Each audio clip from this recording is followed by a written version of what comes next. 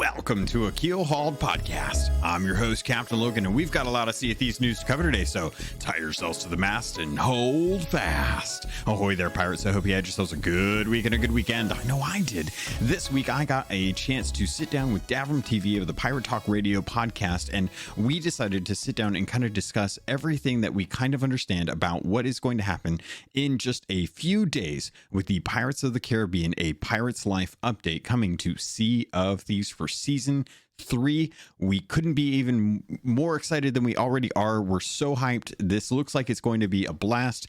We missed out on talking about the event that's going on Sunday. So once we understand more about what's going on with that, I'm sure it'll be nice to get a deep dive. But for now, enjoy this extra long episode of Davrim TV from Pirate Talk Radio joining me for his podcast as well as mine. We did a joint episode. So with all that said, with all that out of the way, let's get to the patrons. Of course, this episode is brought to you by the patrons. They are the ones supporting the podcast. Head over to patreon.com/Keelhauled podcast. If you want to get your name on this podcast, if you want to join the Gold Hoarders, get the special channel, get in some of the conversation, and have a way to talk about things with me for the community episodes at the end of the month for the Gold Hoarders. So this week, I wanted to thank Cosmic Johnson, El Jefe Esteban, Trickster, who is a new Patreon. Thank you, Trickster, aka Mad Jack Bonnie, Jabaro5, Lumpy SRQ, Dub Goose, Evil Morpheus, Papa Fuzz, Regis Stella, Rust Bell Kid,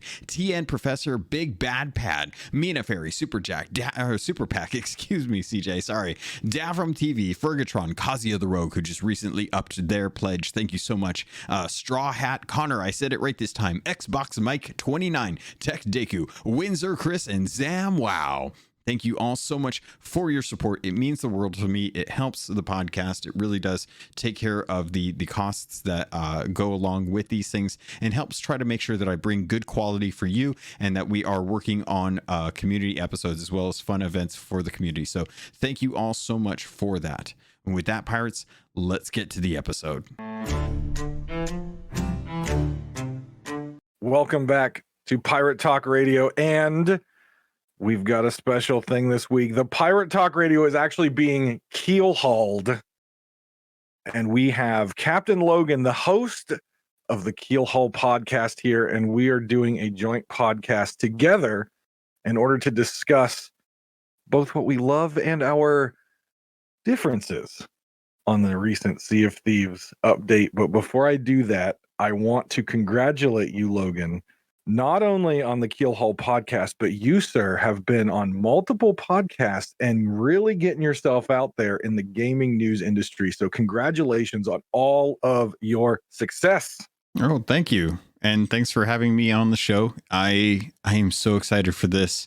I didn't realize that I was really getting my name out there. I've just been really excited. It's E3. I just really wanted to talk about E3, and Sea of Thieves has been like, it's I feel like we're finally getting the recognition. People are finally like, oh yeah, Sea of Thieves, that was that thing that people were saying was bad, but it's got to be good if it's got Disney, right? Like Disney just doesn't give people their IP to play around with. So Sea of Thieves is good, right? And I'm like, it's been good. It's been good for a while. You're not wrong. What's wrong with you? You are not wrong, my friend. And you know how I am with my podcast. I always look at the numbers, and though I'm sure that these numbers are going up, the impact that this E3 announcement and the follow-up announcements we're going to talk about has made already in the Steam statistics is absolutely bonkers. Like, I'm talking about, we're not even to the end of June yet, and we are creeping back up to the numbers of peak players that we saw when it launched on Steam, which is absolutely incredible. Which was only a year ago. Only a year ago. 1 year ago. Yes. June 2020 is when it launched. And they haven't had exactly the best time keeping those numbers up. But I'll tell you what, this announcement, man, it's getting those numbers up. I mean, if you think about like why those numbers might have slumped, and then you see the amount of content that we're getting in just a few days, I can kind of understand why. I was like, season 2 is pretty light. And I'm like, yeah, season 2 is pretty light. And I was like, all right, well, they got to be doing something for E3. Like I've heard whispers about something coming to E3. They got to be doing something, right? There's something going on.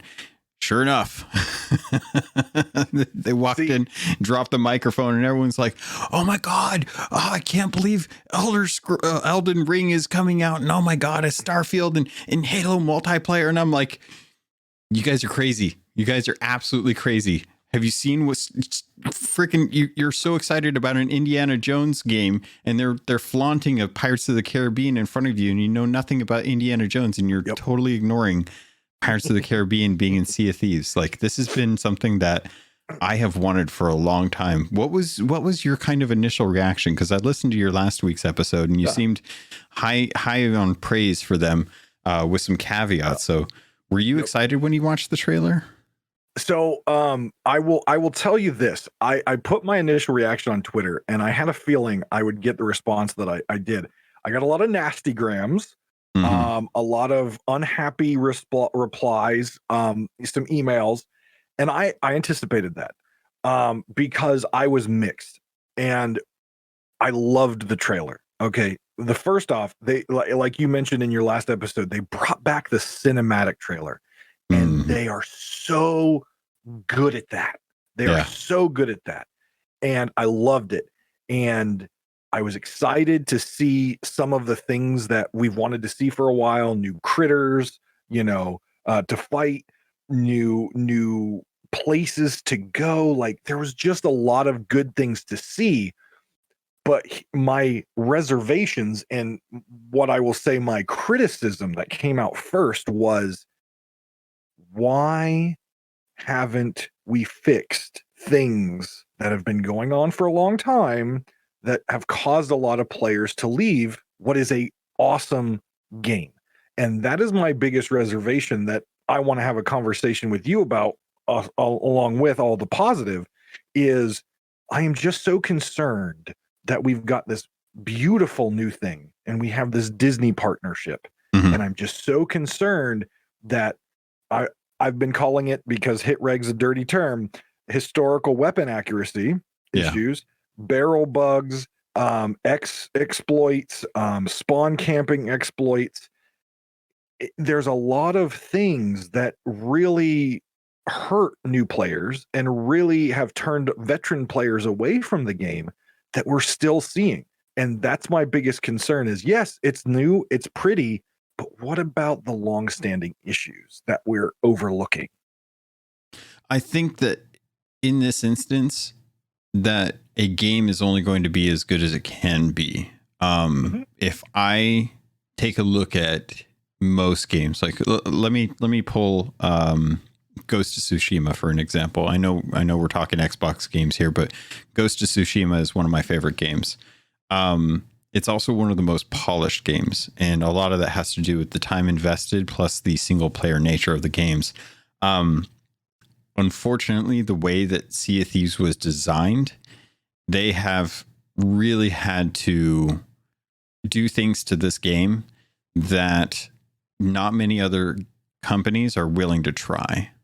Sure. And because of that, I recognize that there are a lot of technical challenges that come with this game. And because of the broad scope, like Xbox has Xbox Play Anywhere. And while that is amazing, not too many games take that and actually use it. There's not too many games that you can buy once and use across any platform that Xbox is doing. You can pick up just about anything on Game Pass and download it, but if you own a game, not too many are Play Anywhere. This is also something that runs into trouble when you are dealing with region-free games. There's a reason why games have different regions, and a lot of that deals with latency. So when you can have multiple people from anywhere across the world join your crew, you're dealing with a lot of latency on that.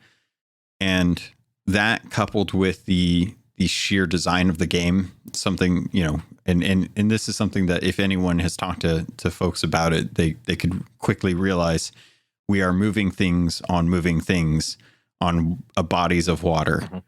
And you're always going to have math involved with that. Math always has to calculate everything. That's why the cannons on islands and the volcanoes are all algorithms that before you even see the cannon fire, that cannon has already determined whether or not it's going to hit your ship, whether you want to believe it or not. So when it comes to hit reg, people jumping around and unfortunately the way that the Azure system server system is designed, it doesn't complement well compared to peer-to-peer server connections the way that other games can tackle. And when this game was made, there was unfortunately a really big update for server stability that was pushed out to Unreal Engine. And that patch did not make it to Sea of Thieves. From what I've heard from some of the people that are close to the matter, they've been able to patch that update in, but they had to do it manually. And it wasn't something because they already had the engine locked in the version when they were working on Athena.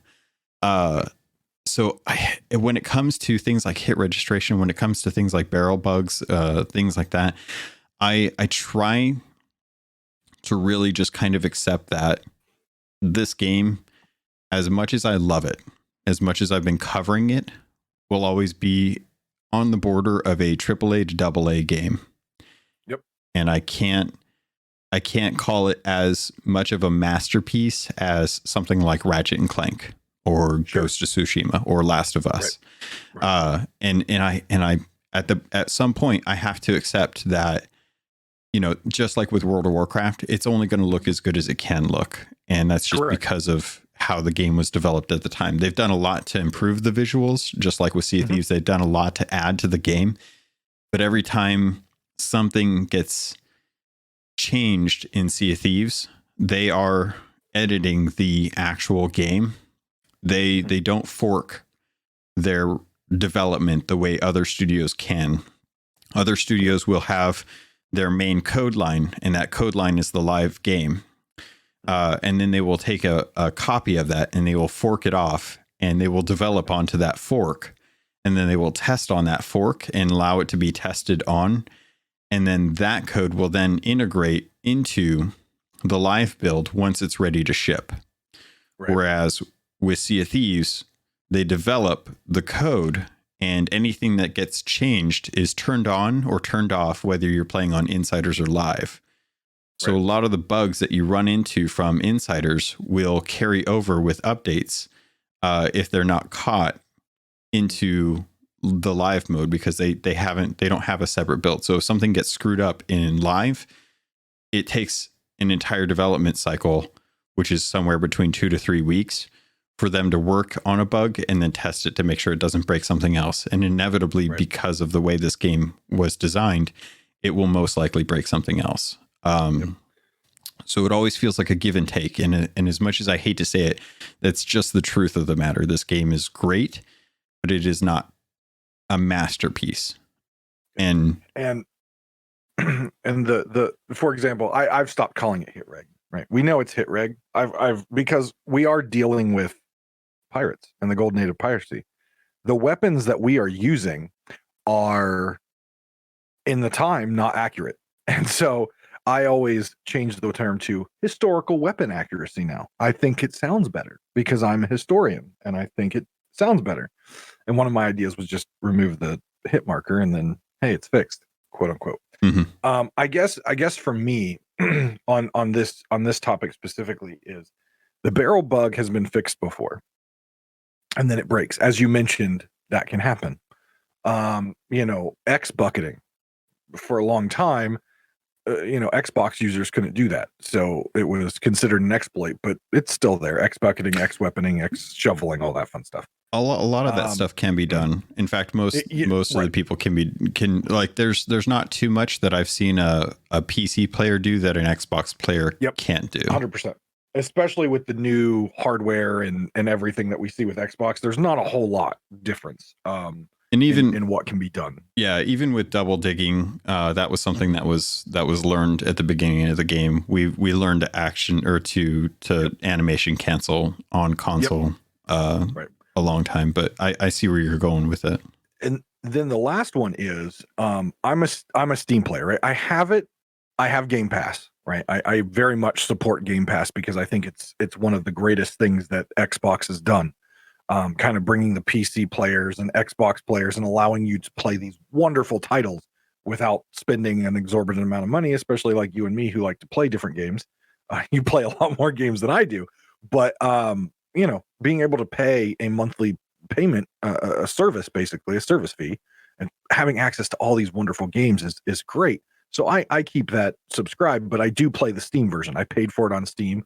I don't want to talk about how much money I put into Sea of Thieves because I own everything that has ever been released to the Emporium since I started playing. So let's not talk about the financial part, but I definitely support this game financially. But on a Steam player side, when this game first launched, if you alt tabbed, and a lot of people have 2 monitors, a lot of streamers have 1 PC, and they're playing on the Steam version, and when they alt tab, their game freezes.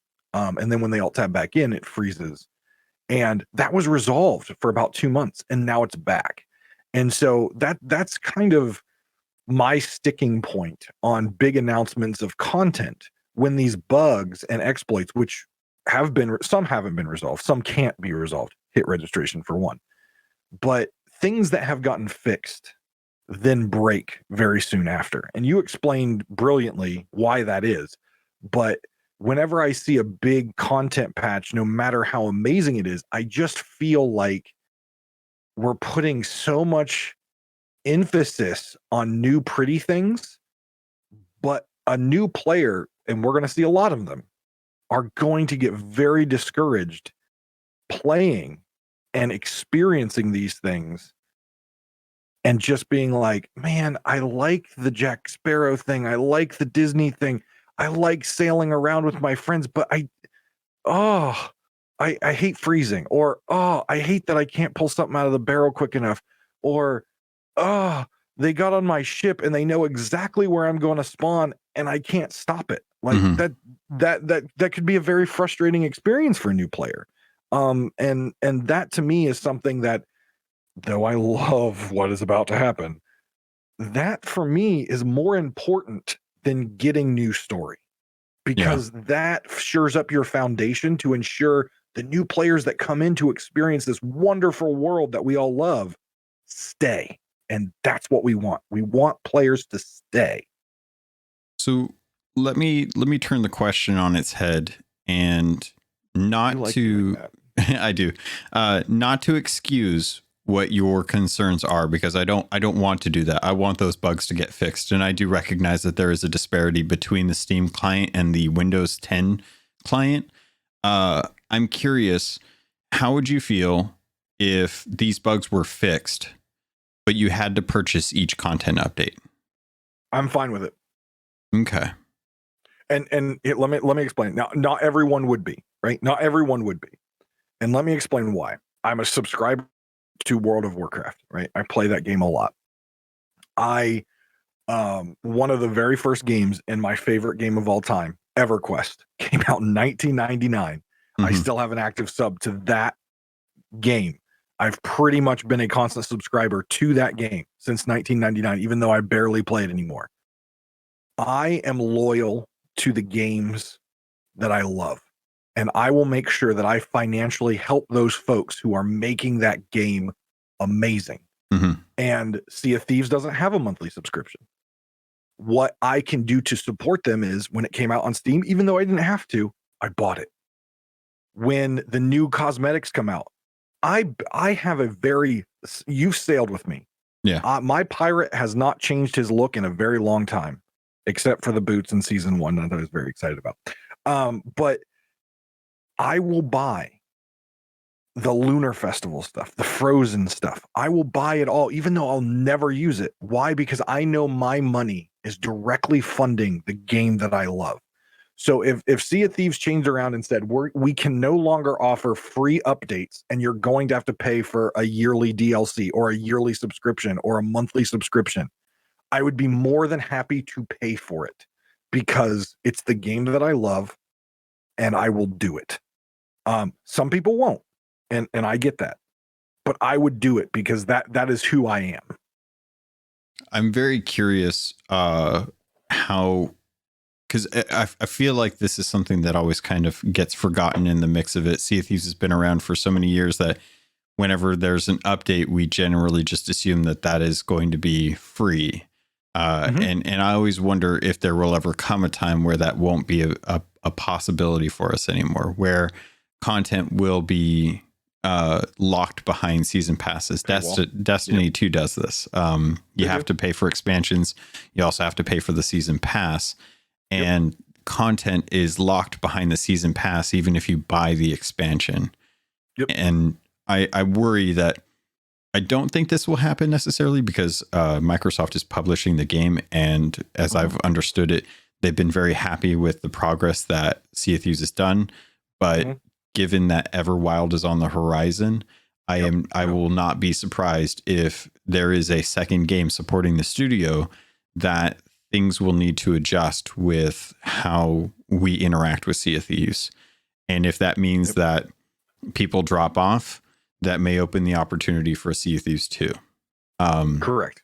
Things like that are always in my mind, but I want to reemphasize that the bugs that you're seeing should be fixed, but I can't help but accept that those bugs are different bugs than I dealt with when the game first came out, and I survived through those, and those bugs were fixed, and the game is better for it.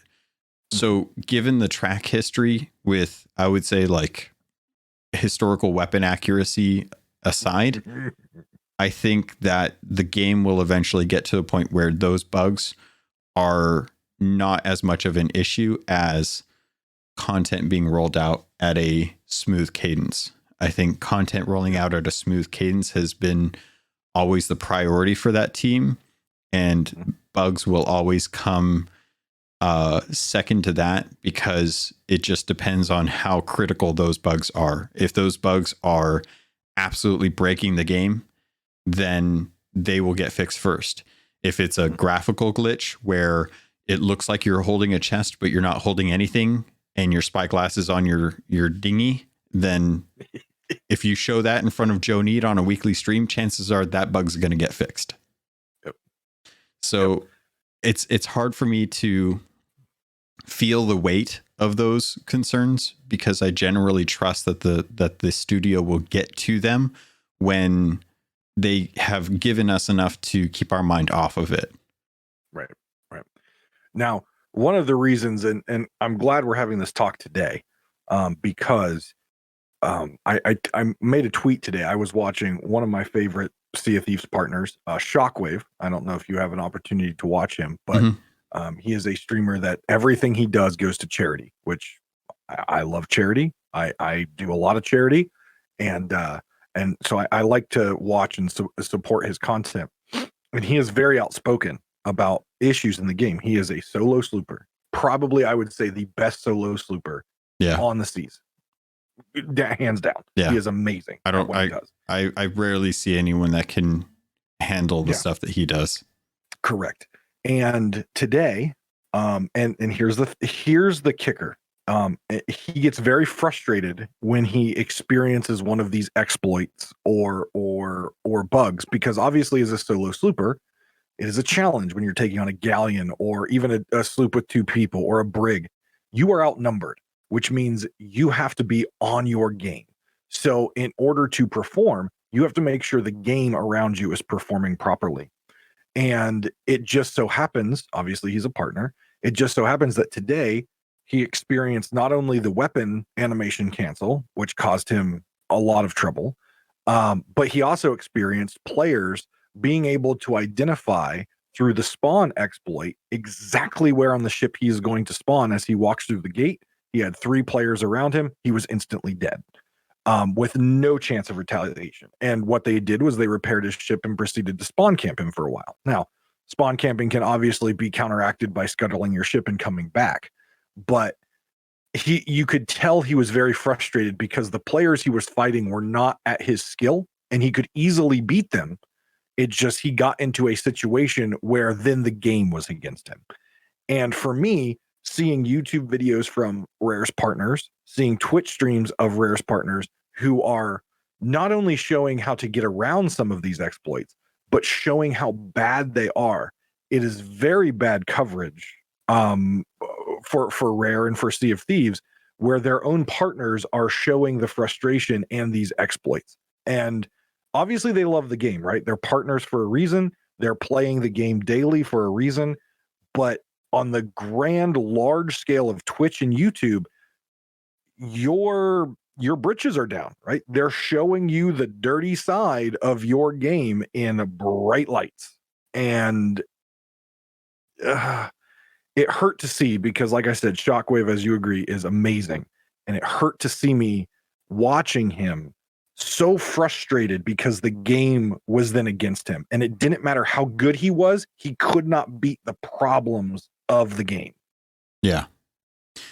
It's a tough bug. It's a tough thing to cope with. And there's not really a good answer except to continue to say, hey, devs, when this launches, can we get back to the whole spawn camp thing? Because that was something that was recognized back in May when they did their Sea of Thieves podcast episode. They addressed that they understand that this is an issue, and thankfully the partners have a Discord where they can bring these topics directly to Rare, so they should be aware of what they're actually dealing with and looking for a fix for it.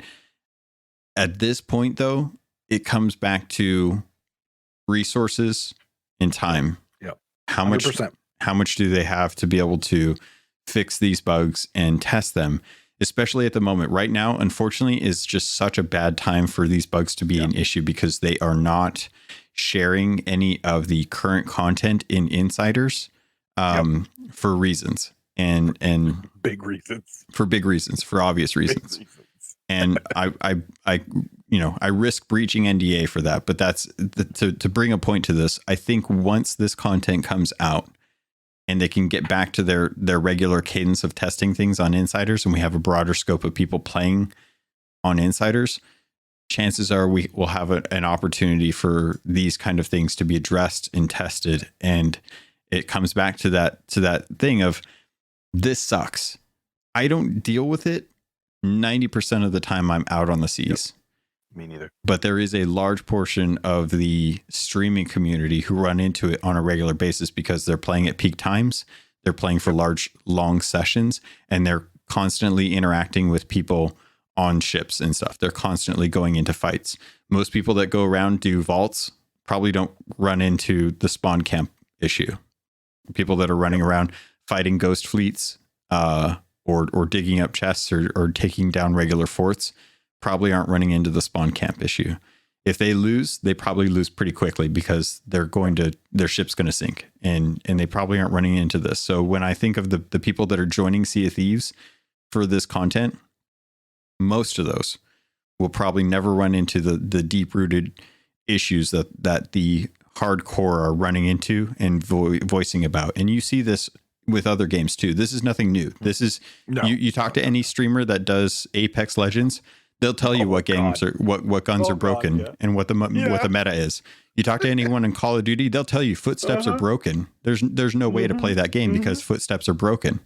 So it's not something that's new, which is why I try to kind of look at it like, where do I want to focus content? Do I want content to be something that is focusing on the things that every game deals with? Or do I want to focus on things that are going to excite people for what's coming? And that's kind of why I try to drive a lot of my efforts to informing people about the lore and trying to bring community members in, because I think that the passion that the community members bring to the table is something that is good for the devs to hear. Because I know the devs listen. Yes. They listen to just about everything. They watch just about everything. I'm sorry that they listen to my show. Don't be. No joke. I swear, sometimes I get on the seas and I have the worst luck with like Krakens and everything else. I'm like, Joe Neat listened to my last episode and he is not happy with what I said. And so I've got Karen coming after me every single time I turn around. I'm sorry, Joe. Trust me. I was sailing the other day and I genuinely had I jumped onto a sloop with my buddy, and we were a reaper, and we were going to go take down a galleon that was also a reaper, and then the reaper allianced with us, and then us and that other reaper went to go hunt down this other reaper that was also a sloop, and we chased them for a long time. And all I wanted was a flag. I just wanted one more flag for the stupid event so I could get the title that I'm not going to put on. I didn't get that done. Yeah, I never got that done. So the funny thing is we chased this sloop around for so long. The funny thing, this galleon that allied with us after we were going to sink them and then decided, forget it. We're not going to worry about them. We'll go after the sloop. They sunk to a Kraken. And me and my buddy are just like, where did they go? And I'm like, they're over at Glowstone Cay. What are they doing there? I think they sank to the Kraken. Are you serious? Yeah. I think let's go get their flag. And Yep. So we went and grabbed their flag. They dropped the alliance, left the server, and then we went over to the Reapers and we sold the flag. So it could happen to anyone. So don't take it personally, because I see it and I don't believe it. And I'm like, man, there's a lot of people playing this game. There's not too many pirate legends, but even some of the bigger ships can get taken down by the weirdest things. Do you ever feel bad, or so obviously in the last Sea of Thieves podcast, Joe Neat mentioned, without giving out details, the shrouded ghost kills per day, right? He kind of hinted at it, right? Kind of lulled about it a little bit. Did that make you like stop for a second and say, okay, when I cross swords with the skeleton captain that was based off Joe Neat, should I leave this thing alive or let it kill me? Because obviously Joe is paying attention to the numbers of who's killing what, and I don't want to make Joe mad. Does that creep into your mind now a little bit? I rarely ever come across Joe Neat's skeleton anymore. 3 sheets neat, right? Yeah, it's 3 sheets neat. I rarely ever run across, but I will anytime I get a pirate legend voyage that's the three treasured bounty of 3 sheets neat. I'll always put that down on the table whenever I can, because I want to earn my Athena miles off of his voyage. Joe's watching. I'm telling you, he's watching. He knows every pirate who's killed him in this game. He knows. He knows. So to take us back to what we're actually talking about here, I want to take you on a little time travel here. Okay. Sounds fun. 2019. That date is important now. That year is important now, because we are now aware that in 2019 is when the talks began between our beloved lore creator, Mr. Chapman, and Mickey Mouse. We know that is when that started happening. But I want to take you back to E3 2019. And the reason I want to take you back to E3 2019 is because recently, what happened at E3 2019 closed. That door closed. And now we've got a new door that opened for us players. In 2019, the pictures all over Sea of Thieves website, and the announcement was Sea of Thieves, the arena. That was 2019 E3. That was a big announcement for the game. Now we have another one. Obviously, the arena door is still, it's kind of cracked, but kind of closed. But now we have this new door opening. The difference between the arena and now Mickey Mouse is Mickey Mouse. And that brings me to my second concern that I want to talk to you about before we get into the positivity part of this. Square Enix has one of the most successful IPs when they teamed up with Disney, Kingdom Hearts. But the history, which I'm sure you are at least somewhat aware of, was not a smooth sailing, pun intended, history with Disney. Because the original picture that Square Enix had, and Square Enix is an amazing studio that has given us some of the best titles in Final Fantasy in gaming. They know how to create a game. They know how to create a story. They know how to make a full boxed and bowed game. Mhm. When they first, and I did a lot of research about this because I was curious about the relations between Disney and other game companies, because Disney hasn't exactly had the most success with their own game studio, right? It shut down. They closed it down. So they've kind of put their tentacles out there and latched on with their IPs to other games in order to be in that industry. Smart business decision. When Square Enix first approached Disney about this, do you know who the main character of Kingdom Hearts was supposed to be? Yes, it was intended to be Mickey with a chainsaw, if I recall you talking Mickey about with that. a chainsaw. And now we have Sora with a Keyblade. Now, the Keyblade is now iconic in anime and in gaming. Sora is obviously iconic.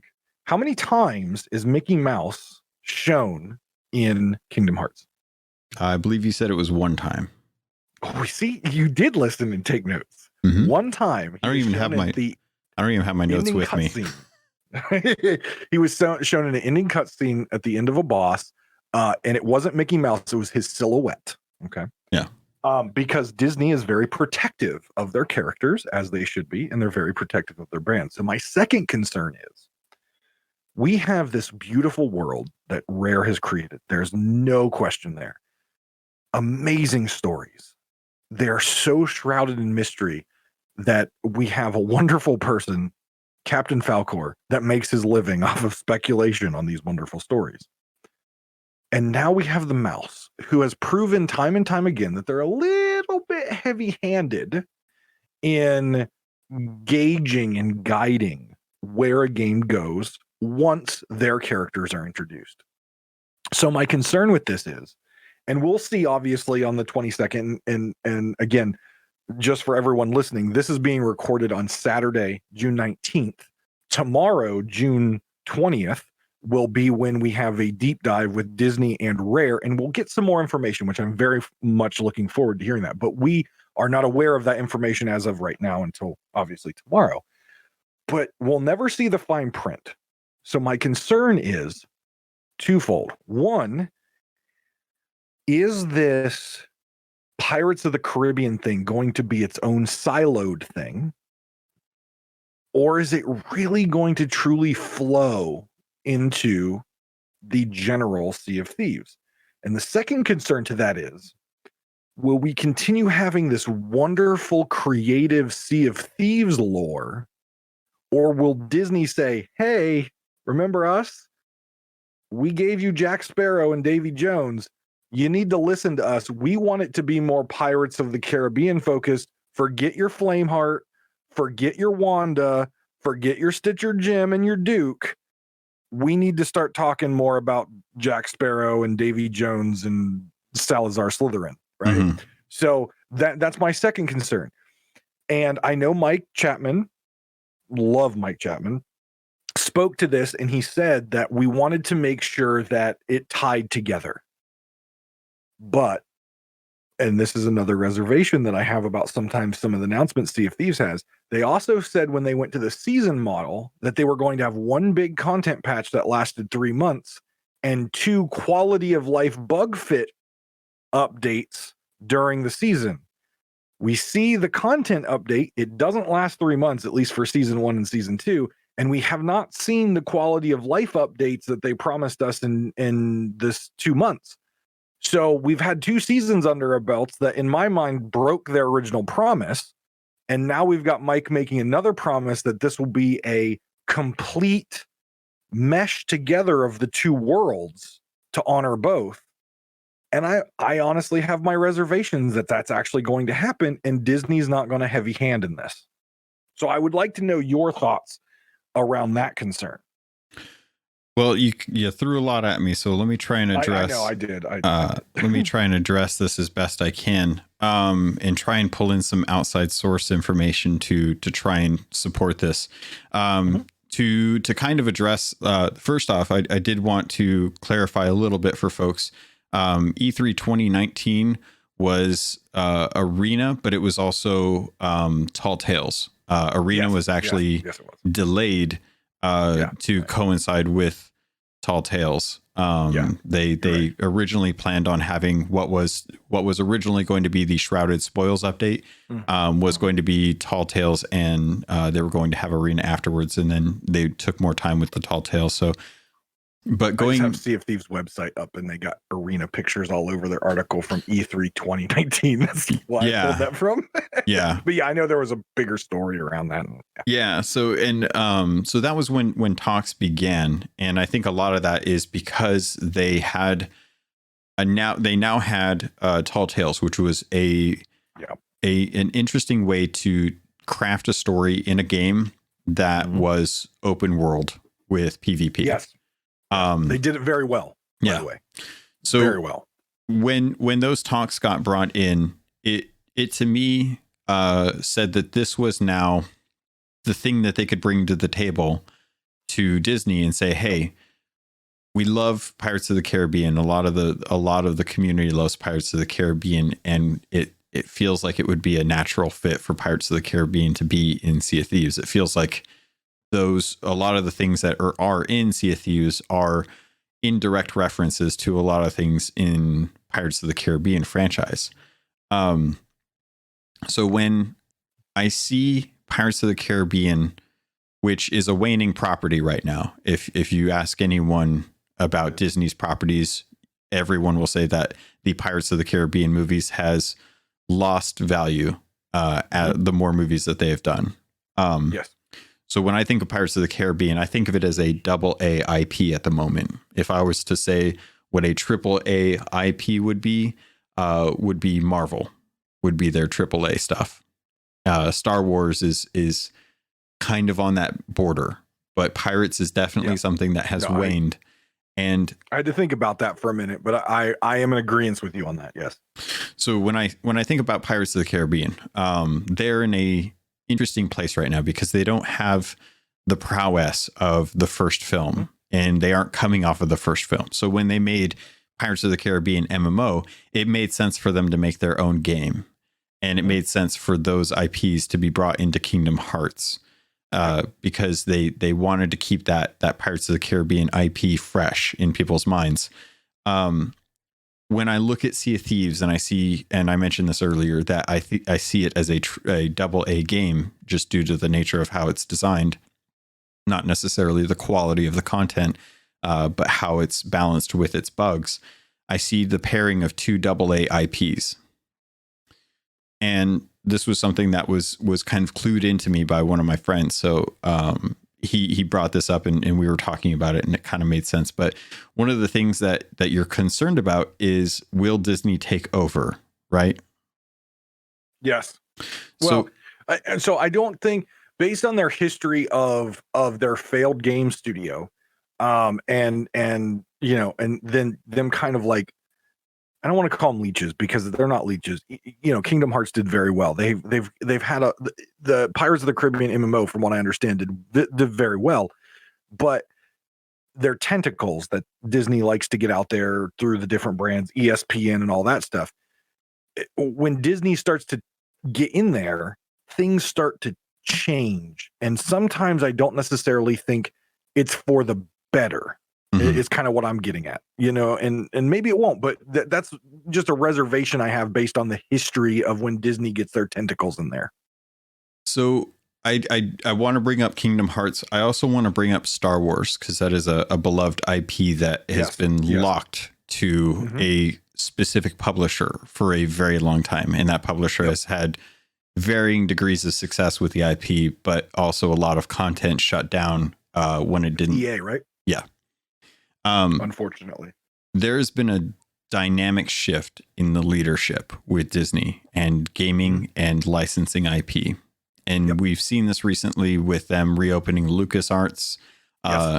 They're putting out the ability for studios, like I think it's Machine Games, they're going to be working on a Indiana Jones IP. Yes, they are. And I wanted to call this article that I brought up, SeriousGaming.com has an article. They talk about how Disney saw what Massive was doing, Ubisoft Massive with Avatar. Yep. And because the first meeting that, and this is quote unquote, that first meeting we had with Massive around the Avatar game after we acquired Fox was really a jumping off point for the Star Wars game, as Shopta in an interview with IGN. There was such an alignment and such creative passion around the Star Wars IP from that team that it just felt like a natural evolution to the relationship and really led to the Star Wars game we announced not too long ago. That's the first reference I want to bring in. This is with Massive. Ubisoft, completely different IP, completely different jumping off point. Yep. Bringing up the Vanity exclusive article that was Alex Steadman's writing, he talks about how with Priori, Neat, and Chapman, the trio says that it was very quickly became clear how the two properties, Sea of Thieves and Pirates of the Caribbean, would be a natural fit. And Priori remembers that Chapman was a walking encyclopedia of Pirates of the Caribbean knowledge, coming to the table with an idea that would tie together the worlds of both IPs. So when I see the concerns about the mouse kind of taking over, and then I take a look at what has been going on with the industry as a whole when it comes to Disney, it is clear that whoever's in charge of their gaming licenses for IP, they're very open to companies taking their IP and building something because they recognize that they can't do that kind of development and support on their own. Right. So with that in mind, when Mike Chapman, the person who's crafted the world that we're in and had teams bring it to us, says that it was his idea based on the person who is in charge of that meeting at Disney, says that Chapman was a walking encyclopedia of Pirates of the Caribbean knowledge, coming to the table with an idea that would tie together the worlds of both IPs, quote unquote. That tells me that this was something that Rare was chasing after. And that if Disney was to do this, I think they would have to get past Microsoft first. Yep. So I don't worry too much about whether or not Disney's going to have a heavy-handed influence in what happens. It seems like they trust Jack Sparrow, Davy Jones, the ships for sell, for license, and for continued usage, which then brings me to your other question, which is this going to be a siloed side experience to the game versus something that's integrated with the actual lore?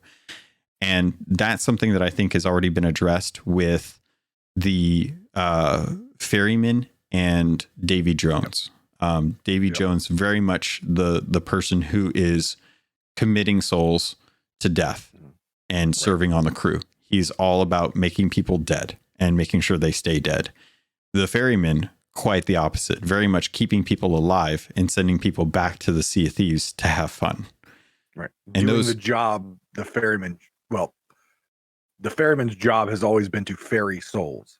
Our ferryman, the Sea of Thieves ferryman, doing a much better job than Tentacle Face. Yeah. One is damned eternity. The other is, it's not your time. Go have some more fun. Go have some more fun. Get back out there. So when I see those two butting heads, I see this is where the IPs come into conflict, because now you have a bout for power. Who's going to win against who? And it's clear based on the gameplay trailer that we got that the Mer Queen, who I'm calling, I have no clue what their name is, but that's what I called her too. Yeah. That's what I called her too. Yeah. So she's kind of reference her as the Mer Queen for folks. She's working with Davy Jones to try and stop the ferryman. Because I think the problem right now is that the Mer Queen is in this, this sunken city, and she's kind of ticked off about what's going on with Sea of Thieves. It's clear to her that she's not happy with the pirates that are encompassing. Why else would she raise these giant mermaid statues that we've been destroying for years at this point? Duke's been having us destroy these things. Of course she's not happy. Yeah. So she's not too happy with the pirates being there. Let me see if I can do the quote right. Hold on. Deal with your sins. Did I get the quote right? Think on your sins. Think on your sins. I was losing my mind on your episode. Everything. Think on your sins. I was losing my mind every time, and no one ever questioned. No one ever questioned Duke except me. Because it's the pirate's life. Yeah, pun intended. We get a pretty gem that we can sell and get faction and get closer to pirate legend and get money to get cosmetics. Of course, we're going to blow up these statues and take the pretty thing. Yeah. Take what you can, give nothing back. And as much as I appreciate that, no one ever thinks about the consequences. That's right. Well, a pirate's not going to think about the consequences, right? Right? No. It's about freedom. We spent our coin. It's the classic pirate tale. So obviously the Mer Queen is upset with us, and I can't be surprised, but I can definitely see why she is siding with Davy Jones, who is trying to get rid of us from being able to come back from the ferry and send us back to eternal damnation. So when I see Jack Sparrow, who is always hunting for a way to become immortal, coming across the ferryman and saying like, oh, well, the ferryman sends us back all the time. Like we never actually die. We just go through the door and we pop back up in the Sea of Thieves. He's like, oh, well, that sounds fun. Well, that's interesting. Yeah, exactly. So that's where I see that blend of that IP, which is why I'm not too concerned of it. And I was happy to see, you mentioned the gameplay trailer. I was happy to see one thing that helped at least quell some of those concerns. And that was the fact that we saw a Davy Jones cloud in the sky. Briefly, it was very brief. And as we know with Sea of Thieves, we like clouds. Clouds mean world events. So seeing a Davy Jones cloud in the sky tells me that at least something in this crossover is going to be and I'm going to put it in air quotes that no one can see, permanent addition to our adventure world. Yeah.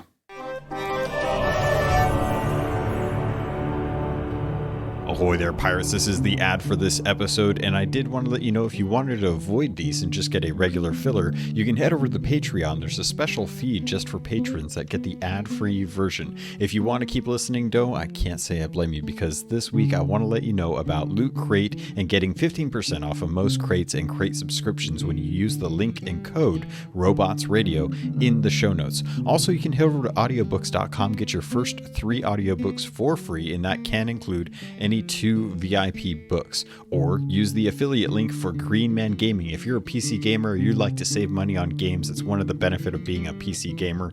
Head over to Green Man Gaming. You can get codes for Steam, Epic, any of the different stores that they have deals going on. They have deals going on all the time, and if you plan on buying there, please consider using our affiliate link. All of that goes straight to me through the network.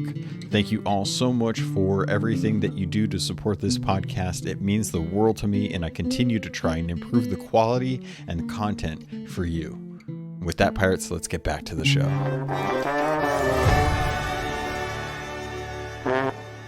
Because again, that's the only time we see clouds. I have a theory. Okay. I have no inside information, but I have a theory. You've got a direct line to Joni. Don't lie. I do. He doesn't talk to me. Daddy Joe. He doesn't talk to me. Times a week. Never. He doesn't talk to me. He doesn't talk to me. He ghosts me. He sends me to voicemail. Okay. He does. He sends me to voicemail. I still send him love letters. It's an unrequited love. I accept that. Chapman and I at least have a rapport, but I have to hit the right button for me to get the response from Chapman. As much as I love him, I gotta catch him at the right time. But the thing that I wanted I wanted to toss this idea out there because I don't have insider knowledge. I'm excited to find out what we hear tomorrow about the pairing of the 2 IPs with Disney, how that all went down. When the game actually comes out, I have a feeling that half of the Tall Tales will be on separate servers that are the Sea of the Damned. The other half is going to be an adventure. And the thing that leads me to that is we've had Duke wandering around to different places. And 2 of those places are now 2 places that are near areas that have not been developed. And that's Mermaid's Hideaway and Old Salt's Atoll. Mermaid's Hideaway, he was playing around with that little hole in the ground that was where there was a couple mermaid statues. Yeah, the ancient ones, the ones that don't look as defined, I guess I'll say. Yeah. And Old Salt's Atoll, where he seems to be gazing out kind of in a southwesternly direction, which is very odd because there's nothing out that way except the shroud. Maiden Voyage Island is.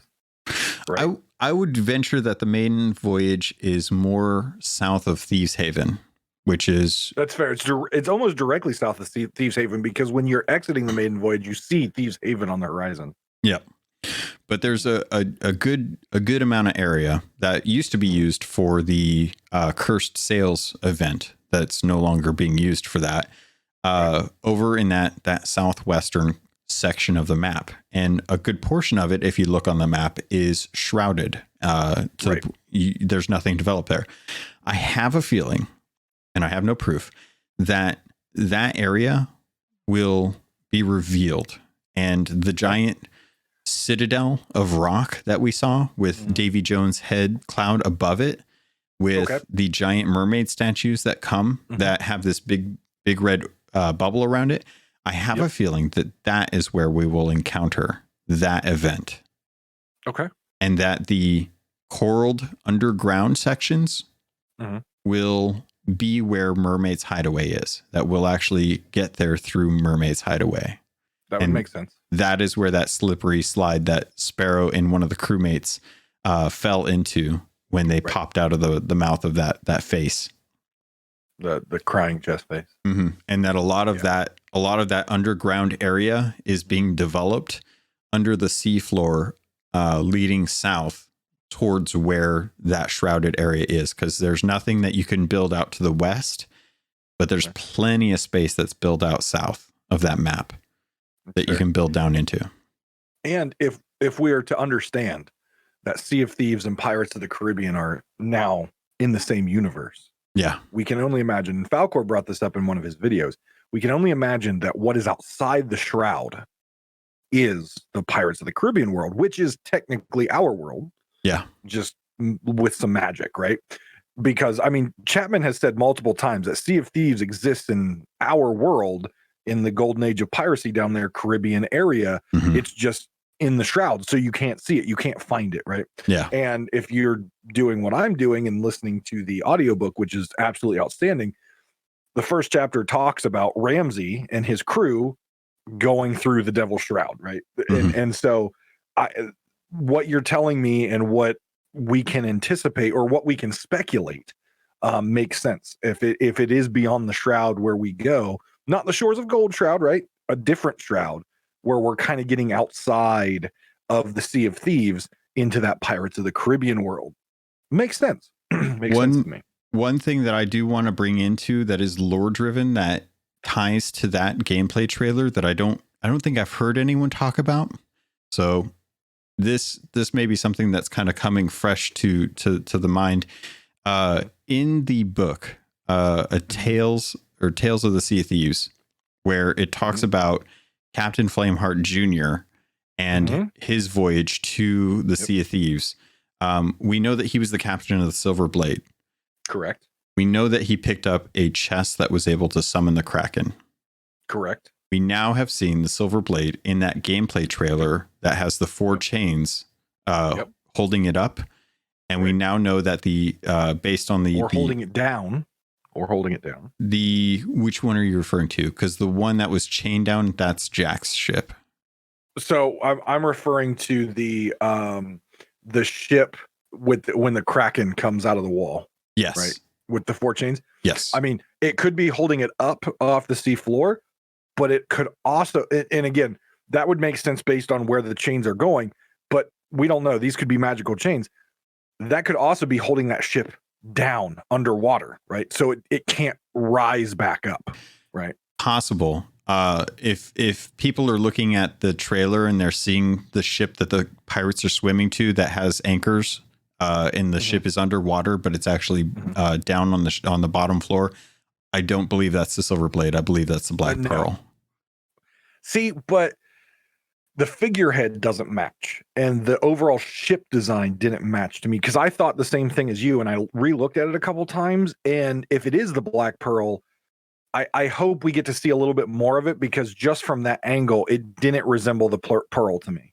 The thing that I'll point you to is on the foremast, there is a platform that is roughly rectangular. That platform is accurate to the Black Pearl. Okay. And that is not something that is present on any of our ships, which the Silver Blade, if you base it off of the Insider's ship, which let's take out the fact that the video that we saw of the gameplay trailer with the 4 chains suspending the galleon for the Kraken fight did not look anything like the actual Silver Blade. It did not. But it had the actual nameplate for the Silver Blade. So I'm fairly certain. Now, bear in mind that the Silver Blade figurehead is a woman holding a flying dove out. That is something that's been in the art books. That's something that we've had established. That is very akin to the Black Pearl figurehead, which is a woman holding a sparrow. So they do look very similar. But I am willing to put money down to say that the Black Pearl is the one that is anchored down, unable to rise, and that the one that is in the Kraken fight is the Silver Blade. Well, it is for sure the Silver Blade, but I believe that we are going to be fighting the Kraken because of the chest that is still in the Silver Blade. That sank out in the shores of Plenty. We don't know where it sank, but I know that it sank out there because of that chest, and that chest is how we will summon that Kraken boss, and that the Kraken boss is not Old Mother. Old Mother is confirmed dead from the merfolk that chained it to Kraken's fall. And then those chains were subsequently used to craft the keys and chests that we use in Sea of Thieves. What is dead may never die. For all you Game of Thrones fans out there. I would be very surprised if they resurrected the Kraken. Yeah, I don't think Mommy's coming. I don't in any way, shape, or form. No. The sheer size of what the Old Mother was to be. Right. Yeah. Doesn't coincide with the size of the Kraken that we saw. Right. Now, of course, I speculated that maybe Davy Jones controls Mother, and that's what we're going to see in the classic, capstan bang and the ripple that Mother comes out or whatever. I speculated that, but I think you're right. Like, the sheer size of Mother would be ridiculous. Yeah. I would be very curious. I would love to see what the Old Mother looks like. I am very curious how that, because we did see that interaction, the classic Davy Jones summoning of the Kraken. I would love to see if that gets used in the fight. I hope it does. And I'm very, so this kudos to McMurtry. The cut of this trailer is so interesting because we see scenes where we are fighting ghost pirates on a fort, and that fort has these banners that have an anchor crest with the red and gold coloring and a crown above it. And it was pointed out today after watching the third Pirates of the Caribbean movie in the Keelhauled Discord that the Grand Maritime Union uses a style of anchor for their emblem. And I kind of wonder if maybe this is tied to that or if it's something different, but I'm very curious if that part of that fight is done on the rock structure that we see Davy Jones and the ghost ships, which I'm assuming would be former ships of the Grand Maritime Union that are sailing around, because they do look a little more extravagant than our standard kind of piecemeal together galleons. They're bigger. They're bigger. They very much resemble, and again, I know there's been a lot of people talk about new ships being added, new ship size, whatever. You pointed it out. I pointed out. The Flying Dutchman is bigger than our galleons. Sure seems that way. Bigger. It sure seems that way, right? It has more weaponry. It looks longer. And the ships that are the ghost ships that are sailing what appears to be with Davy Jones are different in style than the ships that Flameheart commands. Yep. They look different, and they look very much what a historical man of war would look like, with the front scoop and the larger weapon array. They look very much like what a Man of War would have looked like back in the day. Again, in the podcast, they said they don't have any anticipation of increasing ship size and count and stuff like that, just because of how the servers perform. But that doesn't mean the NPCs couldn't have the bigger ship. Agreed. And I think that this entire encounter, both with the giant mermaid statues, the ghost ships, and Davy Jones above this rock structure with Davy Jones Cloud, I think this will be what you and I would refer to as a World of Warcraft raid. I hope so. And I'm so excited for that. I have been, one of my biggest points that I bring up time and time again is recycled content, right? And I know a lot of people that play Sea of Thieves mention it, and we've seen it. It may take different forms, but recycled content, even the Fort of Fortune, which I changed the name to Fort of Misfortune because in my mind, it wasn't anything new. It was a fort event and an Ashen Winds event slapped together with better loot, right? So for me, it was just recycled content. But we see normal skeletons, gold skeletons, ghost skeletons. We see skeletal lords. We see Ashen Lords. We see Grey Marrow. The bosses have basically the same mechanics aside from the Ashen Winds event, which is slightly different. They have a couple different things. I want to see something new, right? Like I want something new and challenging. And some of the things that I saw in this, including what you mentioned, what appears to be a raid, and the new creature types, which appear to have new weapons that we haven't seen, and maybe even armor. This excites me because that means the mechanics of the fights are going to be different than anything we've seen before. And in my opinion, Sea of Thieves needs that because we've seen the same 4 slice skeletons, burn the goldies, boss does a slam, a summon, and can one blunder you, right? We've seen the exact same mechanics over and over for the entire duration. Yeah. Are we finally going to see some new mechanics in the PvE encounters? And I think the answer is yes. I 100% say yes. I think it's great. I think this is exactly the style of fights that I'm looking forward to. The thing that still interests me is in the gameplay trailer. I don't know if this is scripted. I feel like a lot of the fight between the ferryman and the Dutchman is going to be scripted events. I don't think that we're going to get AI creatures being able to board our ships. I think that is purely Oh yeah, me too. I want that. It. I want it. I want that functionality there. Because if they've built the functionality for AI threats to board a ship without using ladders, that functionality may translate into a boarding axe, which I very much think would be a lot of fun. Plays with my Viking character. Yeah. So those are my big dreams. Again, total speculation. I have no proof, but the idea of that being a scripted event suggests that the fight between Jack and the crab monster would also be a scripted event, and that the trailer sort of betrays the idea that these crab creatures can grab your sword. Because that's kind of the thing that I was hoping for. I was hoping that I don't just continue to smack a crab thing with a sword and have it do no damage the way it works on a gold hoarder or a gold skelly, metalheads. Yeah. But it waits to be seen. I've seen that the crab monsters do like a poison cloud effect. There's a shot of one of the videos where on the deck, it's really small because the camera's panning away, but there's definitely a big cloud. So that will work similar to like a snake venom ball, something like that, but personal. And then we also know that they have the flame thrower ability, breathing flames, thanks to the Ashen Lords as well too. The whip-like attack. Ooh, I'm excited about that thing. That seems new. That seems like it, and I'm so curious how this will work because lightning is more like being struck with fire, not really shocking you. So I'm very curious to see how this whip like shock will do, if it will cause you to shake, or if it will bring down your guard if Like you're guarding stun with you. a sword. Yeah, something like that. Like Like a stun. I'm very curious how that's going to work out, but I'm very excited to see these different threats. And the ghost pirates seem way faster than anything we've ever played with.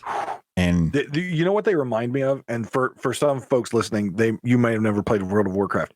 They remind me of the rogue ability mhm, of like step into the shadows, where you see the rogue in front of you, poof, they're gone, and now they're behind you. yeah, Like a very interesting mechanic where you're going to have to be aware that that thing can get behind you real quick.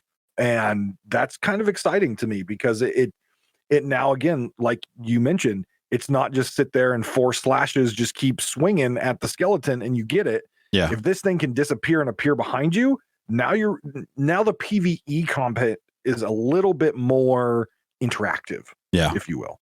yeah. I'm excited to see it. Xbox players, start turning up your sensitivity. Just warning Right. you right now. I can't play on the Xbox controller. Can I recall back to a conversation that we had earlier about the sunken ship that was chained Yeah. down? Yeah. In the video, I went back and I checked. I just wanted to kind of lay to rest this discussion about whether or not it's the silver blade or the black pearl. If you look at the figurehead, it is a woman holding a bird. That woman has wings. On the anchored one, right? Yes. Okay. The woman, the figurehead, has wings. The black pearl figurehead has wings. The Yes, she does. the aristocrat figurehead that everyone references does not have wings. Yep. So Correct. there's So it must be the pearl. it's very much the pearl, which is what I think we're going to be doing. We're going to be trying to rescue Jack from the Ferry of the Damned,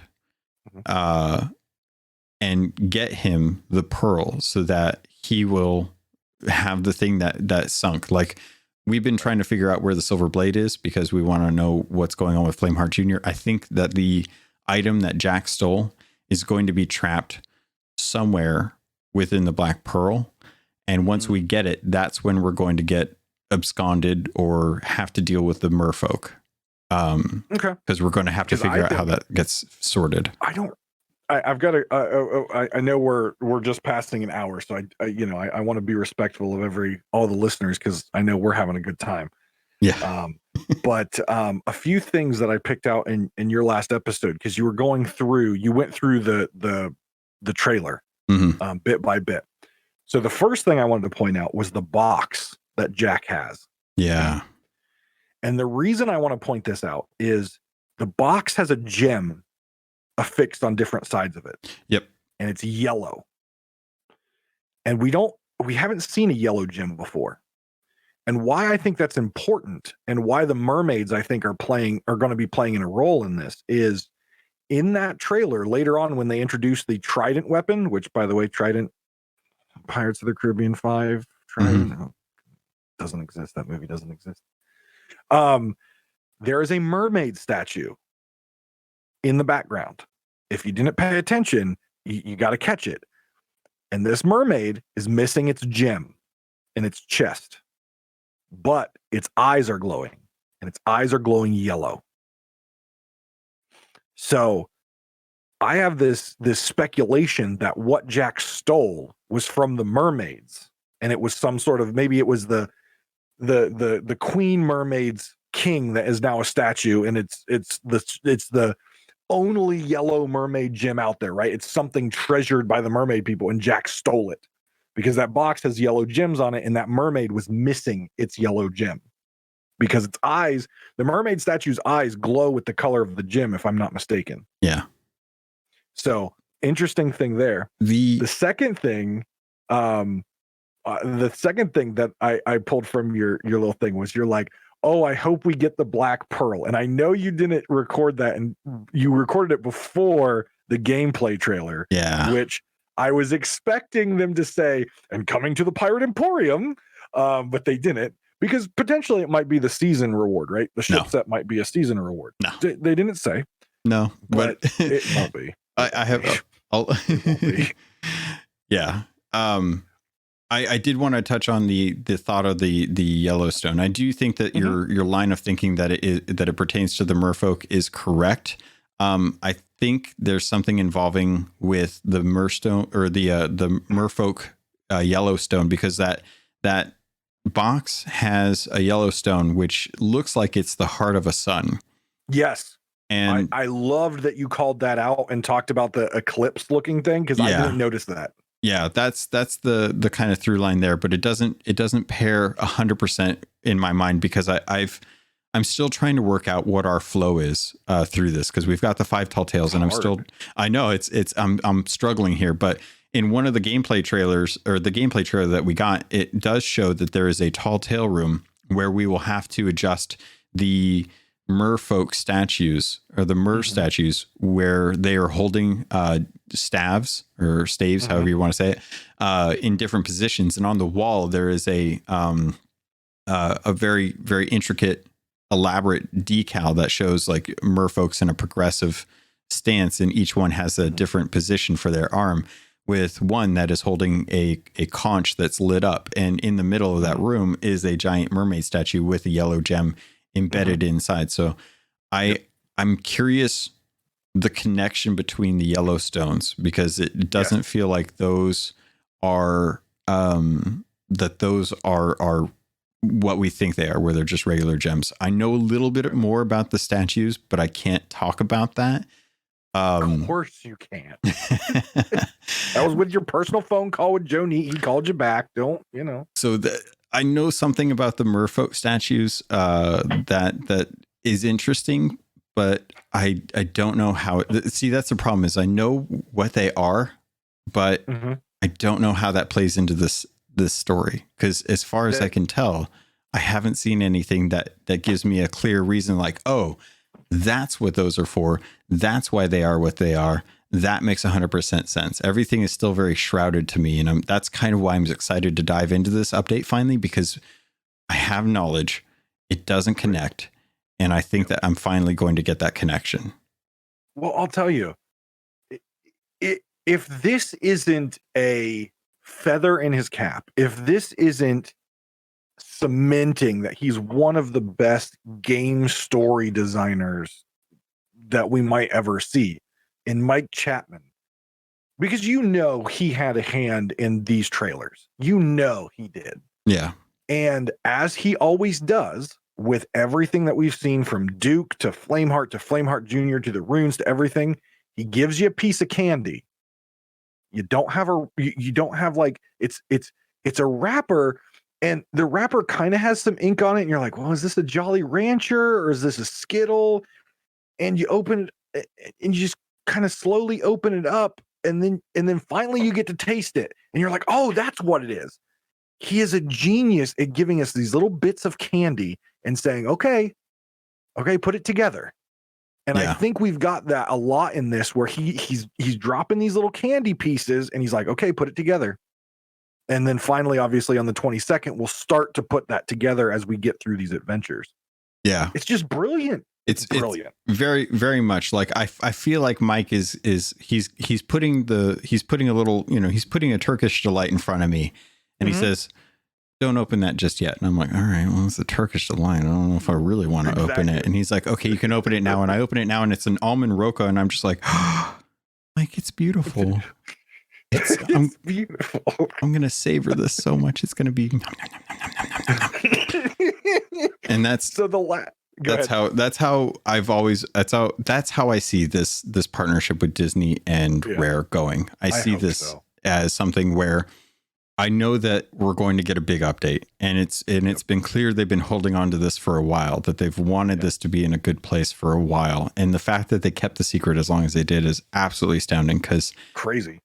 If you go back and see videos, the hints are there, but it's because Sea of Thieves has always been so influential or influenced by Pirates of the Caribbean, that it's hard to be like, oh, well, it's a pirate thing. Of course he's going to say that. I mean, look at all the Emporium cosmetics, from Frozen to Mulan to Aladdin to the Queen Anne's Revenge, right? To a compass that doesn't point north, to a curse that turns you into a skeleton, to a curse of greed that makes you turn into a crazy golden dude. Yeah. It's all been laid in front of us. Yeah. All these little bits have been laid in front of us throughout time to draw things from Pirates of the Caribbean to Sea of Thieves. It's all been in front of us. But And this marriage is something that everyone wanted and everyone could speculate. And now we get to finally see what's going to happen. But it's always been something that has intrinsically been Sea of Thieves themed. Even the influences are there. Yep. I mean, you even can I call out the Tinker set? Pinocchio. Okay. Oh, good call. Good call. I wouldn't have went there, but good call.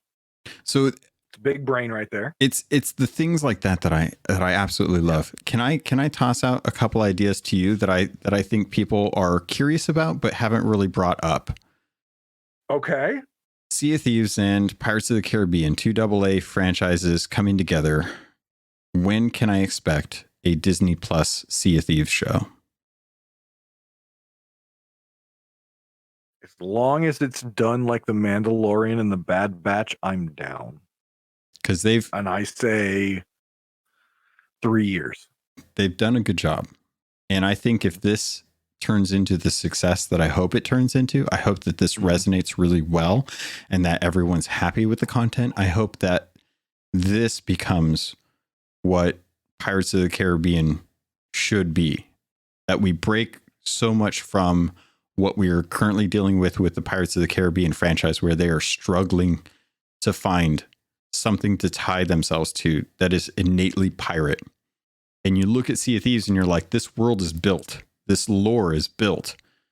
Just use Sea of Thieves. Just use Sea of Thieves and strip it, of it needing to be just a video game or a book or a comic or Monopoly. Oh, wait, I guess they do kind of use it on everything, don't they?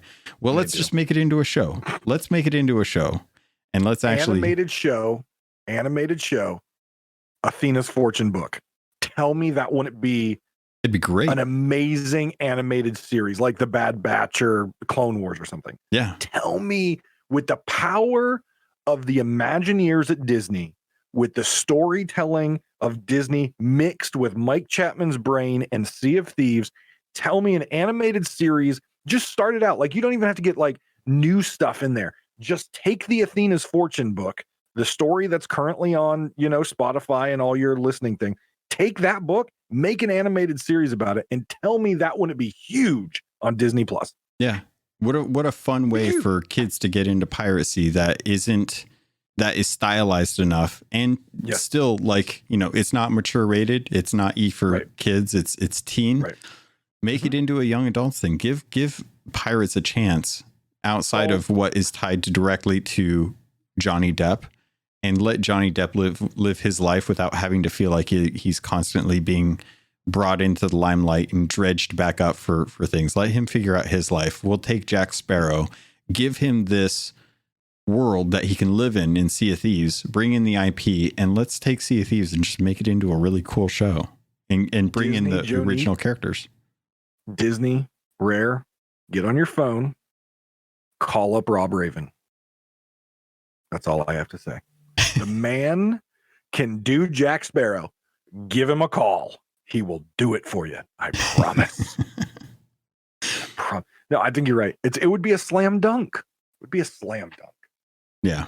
Yeah. So that's kind of those things that I'm hoping for. I'm hoping that this update turns into the No Man's Sky moment for Sea of Thieves, because please don't say No Man's Sky. Why?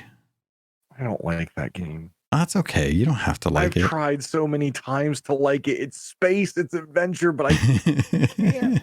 I can't. That's fine. But what No Man's Sky did was great because it revitalized its name in the community.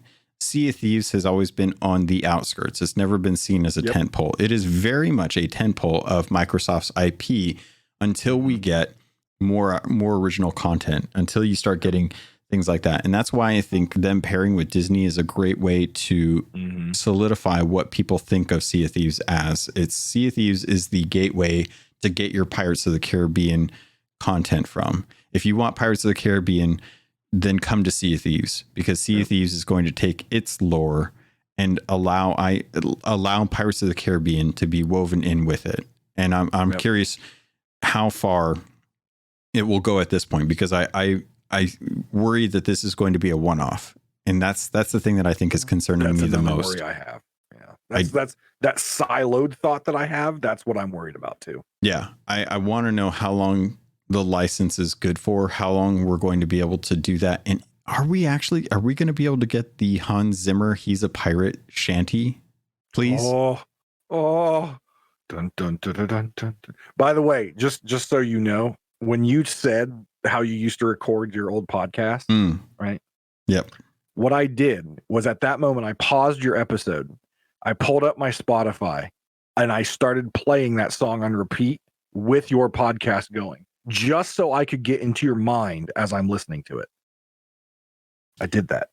It worked out pretty well. It's funny thinking about how, because that was the thing. Like I would get so juiced on that song because it is such a good song. Such a good song. Such a good song. So I would love to hear Robin Beanland's version, or Chloe's version of "He's a Pirate." Good. He's so good. Yeah. So I want to close with 3 things. Okay. Mm-hmm. 1, a speculation of what this update, in basically one concept, is going to be about. What is the main theme of this update, which is hard to do, but I have an idea on my side. I'm going to let you do this. Then number 2, and I'm giving you these so when I give you mine, you can have some time to process these. Number 2, and you have to pick just one thing, and I know it's going to be difficult for you. What was your favorite thing that you saw in the E3 trailer? And then what was your favorite thing that you saw in the gameplay trailer? And you can only pick one, and you can't say Disney. You can't say it all. You have to pick one thing. Okay. So what is the entire concept of this update? What is your favorite E3 thing? And what is your favorite gameplay trailer thing? And I'll let you think, and I'm going to tell you mine. Okay. The entire concept of this update, Pirates of the Caribbean, A Pirate's Life, is the battle between the ferrymen. Let me tell you, the entire 5 Tall Tales, and again, I have no inside knowledge. There's nothing out there that tells me this. It is because of one thing, and I'll tell you what that is in a minute. The entire 5 Tall Tales will revolve specifically over who is the most dominant and who is going to be the ferryman of the future.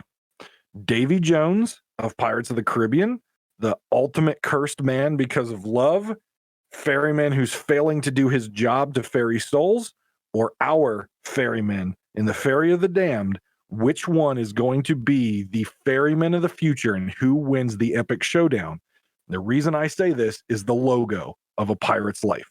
Mm-hmm. It is the Pirates of the Caribbean logo, the Jack Sparrow skull with the thing and a very Sea of Thieves thing. It has the classic everyone wants but will never get, but I have, ferryman sword, and crossed on the other side is, yes, Davy Jones's sword, which clearly shows we revolve around Jack Sparrow, Pirates of the Caribbean, and it's going to be a duel between the ferryman and the ferryman, and that is what all 5 Tall Tales will lead us to the answer. That is my speculation. Thank you. I'm here all week. What is yours? For the theme, I definitely see where you're going with the dueling ferryman, and I'm definitely there.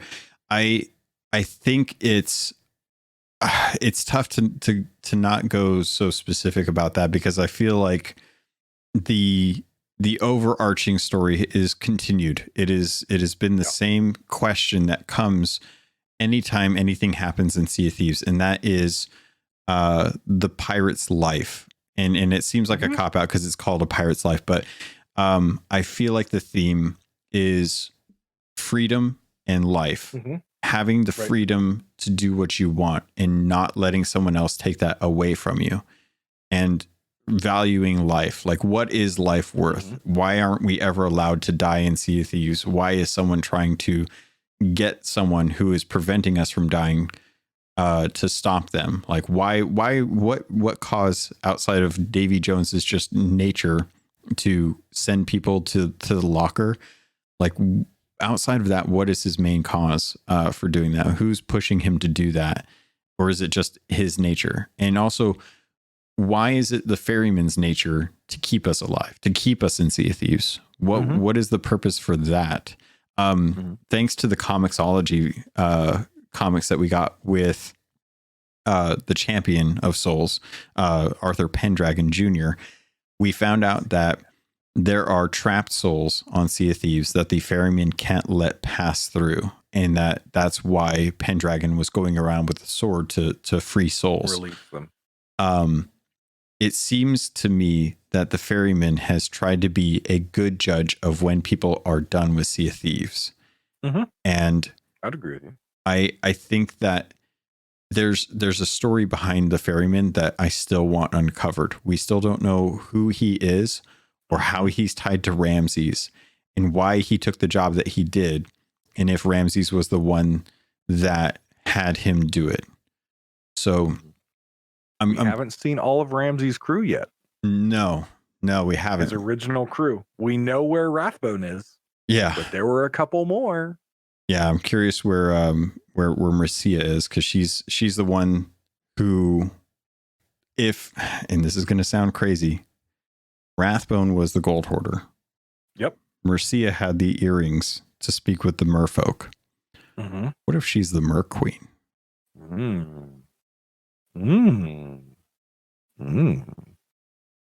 Maybe. I sound like Falcor. I've just thrown the idea out there for folks in case they want to hear it and then find out I predicted it at some point. But yeah, I doubt that's actually the case. Put a stake in the ground right there. I did this. Yeah, I mean, we only know where Ramsey is and we only know where Rathbone is. He had a larger crew than that. Yep. And they all had very different upbringings and they had very different stories. So there's also 3 daggers in the back of Ramsey, which is his crew. If we know of, right? I see, I'm not 100% certain on that. I see. I thought that was written down somewhere that the 3 daggers were his mutinied crew led by Rathbone. No. Okay. You would know that more than me, but I thought it was written down somewhere, but I don't have a page number or anything like that. Yeah. I've been covering the game for 3 years. A lot of my memory is starting to get to mush at this point. I still have to reference Rare Thief and Wikipedia and Golden Sands for stuff, but it would be interesting if the reason Ramses is dead and a pirate lord is because his crew betrayed him, and each one of those daggers represents a future boss in the game, with Rathbone being the gold hoarder, with Mercia being the mer queen. Yep.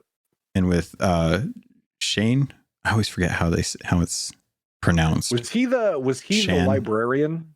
Shen? Was he the librarian? He was the one that was the tinkerer. He played around with the cannons. Yeah, he was the tinkerer. Yeah. He helped Mercia craft the actual chests.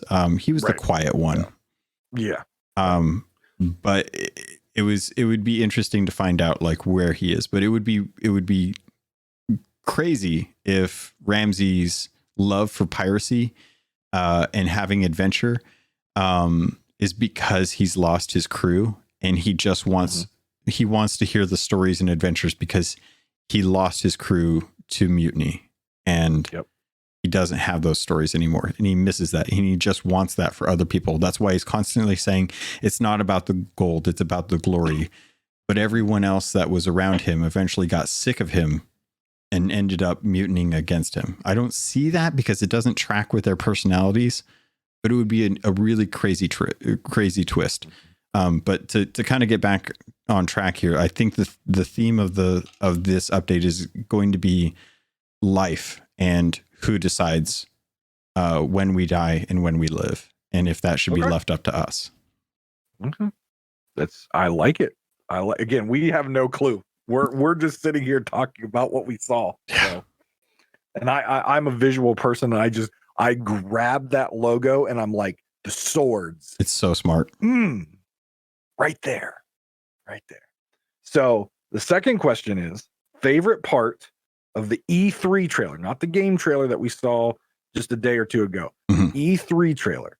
My favorite part, and this is going to sound, I'm not actually going to pick something like pluck it, like, like pluck a character or something. Mhm. My favorite part was how both brands stayed true to their brand while being together. That was my favorite part. Mm. Jack had his goofy hand movements in comedy, even though it wasn't Johnny Depp, right? Johnny Depp hasn't, as you mentioned, voiced any of the games. Mhm. Had the goofy hands and stuff. We had Tia Dama with the spooky, creepy stuff. We had Gibbs. We had Davy Jones. They all stayed true to their characters from Pirates of the Caribbean. Then we had our trusty Sea of Thieves crew. We had the little Shelly come back, which, by the way, Shelly and when Davy Jones's locker, Jack, little crab rock. Just saying, there's a connection. Mhm.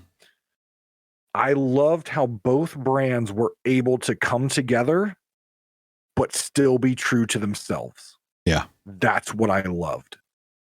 That was my favorite part. Yeah. Yeah, that was a really good part.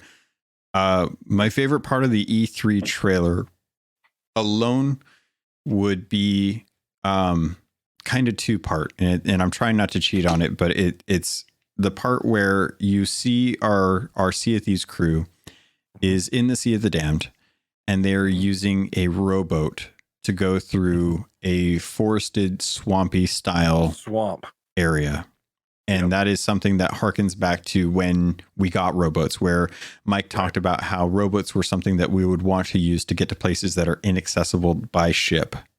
Mm-hmm. And I love that first scene, but the scene right after it, where one of the Sea of Thieves crew members is placing this talking skeleton head on top of a body, and he comes to life, and he's like, "Oh, new body at last!" And I'm like, "New body." That's Flameheart Jr. I think it is too.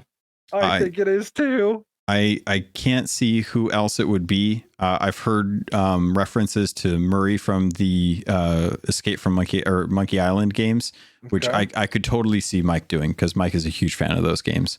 But as far as I can tell, I don't know why there would be a skeleton who would be interested in the, like, I can't think of, if we're going to find the Silver Blade, who is captain of the Silver Blade? Well, Flameheart Jr. was 100%. Well, what did that have the speculations out there that it's Barbossa are completely wrong. Yeah, no, I don't get that out there right now. It's not Barbossa. It's not Barbossa. No, if it's one thing that has been very clear, there is a distinct difference between a character who is an actual IP from Disney and someone who is an IP character of Sea of Thieves. The only thing that has kind of swayed that is Tia Dalma.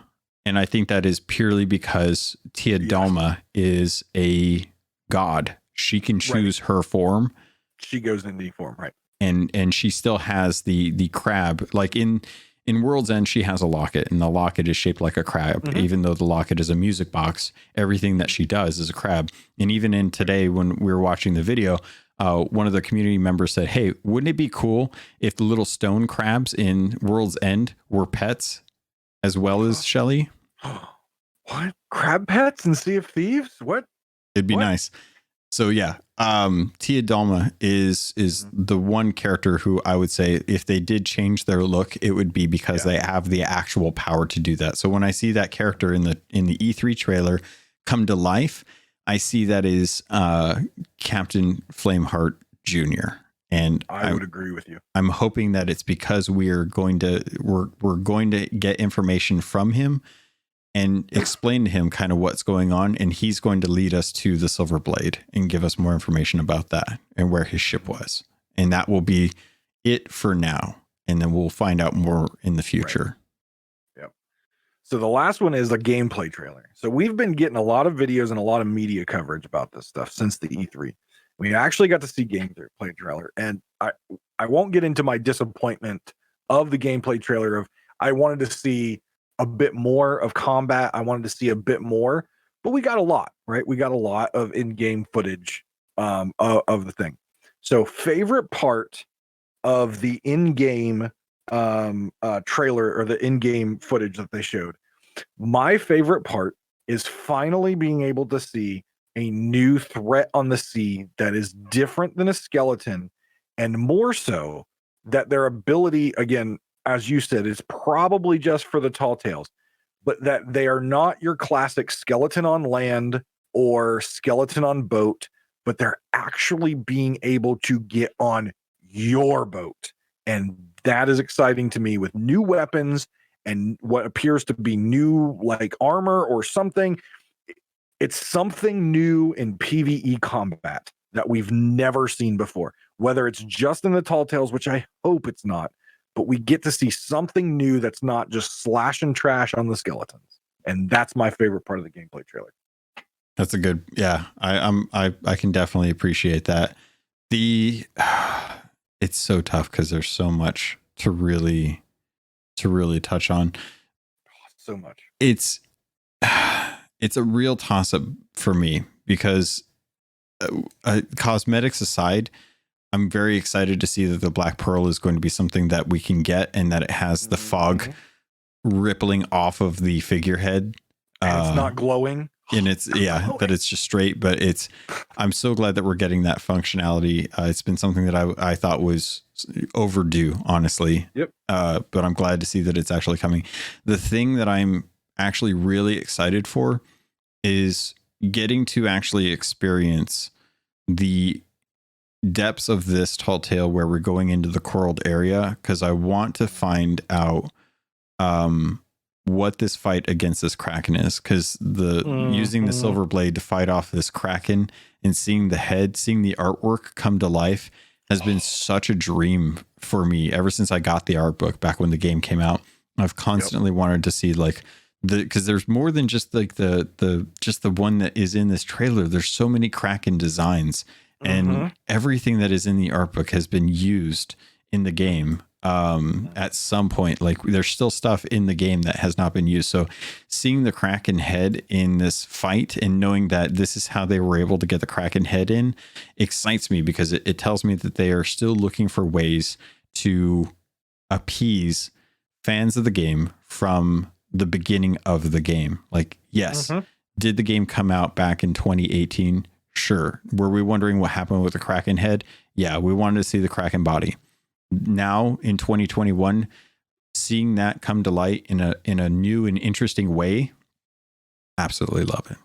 Absolutely love it. And even though I probably will never get my hands on the figurehead, although you and I have talked about this in length, I never thought I would get my hands on a ebon flintlock either. And for those of you who don't know, check out your Twitch drops coming up starting on June 25th, because they're giving away some of that precious obsidian stuff. And two of the items you don't get very often, in the capstan and the flintlock. I thought I would never get that pistol, and I've wanted that pistol since I first saw it, because I started the game after that pistol came out. Yeah. And I've been able to get my hands on the other Black Dog pieces. I've been able to get my hands on the Midnight Blunderbuss. I've been able to get my hands on the ferryman stuff.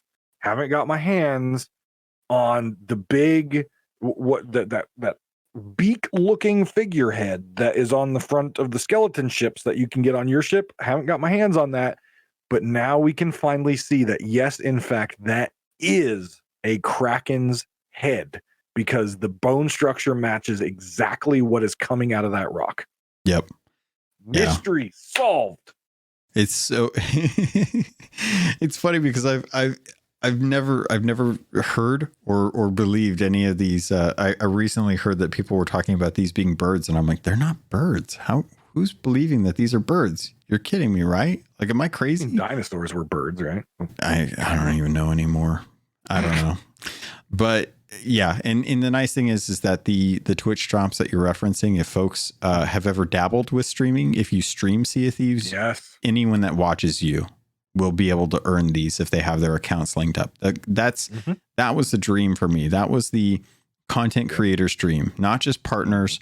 Anyone that streams can be the point of access for this content. And the fact that they're bringing in content, and that's the other thing too, is with the cosmetics that they give out for rewards, those usually make their way back in circulation. They're very nice about making sure that just like with the updates, you're never going to have to pay for an update. You're always going to get access to the content that is fresh, and you're never going to get left behind. Thanks to the horizontal progression, you'll never have to worry about someone who's been playing the game since day one overpowering you because you just can't grind out the power that you need to that.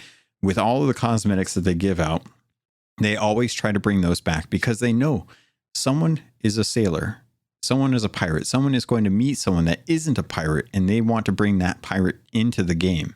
And if it isn't Jack Sparrow, if it isn't Davy Jones, if it isn't Disney, then someone else by word of mouth is going to say, this game is really fun. Can we play it tonight? And one of the best ways that people can get interested in a game is if they watch someone else play it and they're already getting content for it and they haven't even bought the game. Yep. Now, some of the cosmetics, I hope they don't bring back just because it gives, some of those, like the Black Dog set, right? Mm-hmm. That was something special for like you who played very early, right? The Ferryman set, something special. Mm-hmm. Even though there are ways to get it, it's just going to cost you a very pretty penny. Trust me, I know. I paid it. I didn't pay what most people think I did, but I paid. But some of the cosmetics I like that they don't come back, but I do like that they circulate it. But one thing I really want to appreciate, and you called it out because you used to stream, you've been on streams, you still stream a little bit. I stream not on Twitch anymore, but stream on YouTube. But for small streamers and people who are interested in this stuff, getting partner is hard on Twitch. Getting even Sea of Thieves partner is hard. And that's where those drops have always laid. And now those small streamers who have wonderful communities, tight-knit communities, but are just not quite big enough to get that special thing, are now getting that opportunity. And only a few games allow that. And I'm glad that Sea of Thieves has gotten on there. And secondly, and I don't know if you saw these tweets, but it really was heartwarming as a small content creator that there are several partners. And these, I don't want to miss any, but these were just the three that I saw. Behaving Beardly, Captain Falcor, and Spammels, three very large content creators, partners of Sea of Thieves, are choosing to not stream on the days of drops and requesting their community go out to smaller streamers and support them because this is a great opportunity for them. And I just wanted to take a minute and just give a clap to those three streamers and any other partner who's choosing to step back from their job and potential revenue there to give other smaller streamers this wonderful opportunity that Sea of Thieves and Twitch is allowing them to have. It's just, it brought a tear to my eye. Yeah, it's really nice that they took that initiative to try and promote others. I will go one step further and say that if they do, I hope that they find smaller streamers and add them to the auto host list during that time period. Yes. So that if you don't know where to go check out people, that there's at least a couple people that they can recommend for others, because you never know going into a fresh community what it's going to be like, but having a reference can definitely help other people who, because I personally would probably stream, but I'm not pushing to do too much streaming because I've found better success and better enjoyment through podcasting, and my community has supported me there. Yeah. So I will have my host list. Dude. Doing awesome. I don't know where you're going with that. I don't know. I don't see this blow up. I see a lot of people passionate about Sea of Thieves recently, and I think that's the thing that excites me more. But yeah, we've been friends for, in all honesty, a short amount of time, but I've valued that amount of time, and we live on opposite ends of the country. We're able to talk very little, but when we do, we always have fun. And I've just been absolutely blown away with all the little projects you've gotten into, because I know how much passion you have for this game, indie games, and all this other stuff. And it's absolutely wonderful to see you being able to dive into those passions. And even though, you're not streaming, and I don't stream as much as I used to because I enjoy doing these other little things too. But it's just so awesome that you're getting to use that passion and just doing something with it. And your community is behind you, and just, it's great to see. Oh man. Yeah. I never thought that the Sea of Thieves community was going to end up being what it is. And with all the frustrations, with game bugs, things like that. It's so nice to see that a majority of the people playing the game have very strong opinions, and those opinions are focused around things that they want to see improved with the game.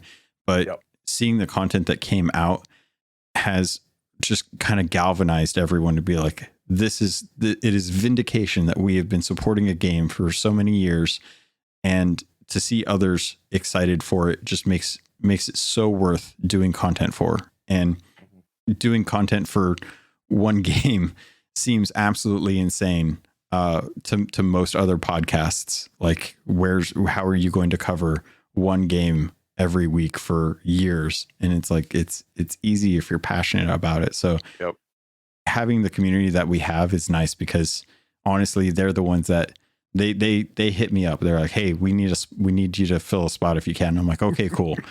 and I jump on, and I've got people who are just having a ball and living having such a great time sailing around with each other, and have so much inside jokes that I'm not even privy to, because they sail on a regular basis, and I just get to dip my toe in once in a while to share it with them. And it's so fun. Yeah. And like I said, congratulations, man, to you, your community. You guys are rocking it. And thank you. Oh, just absolutely amazing.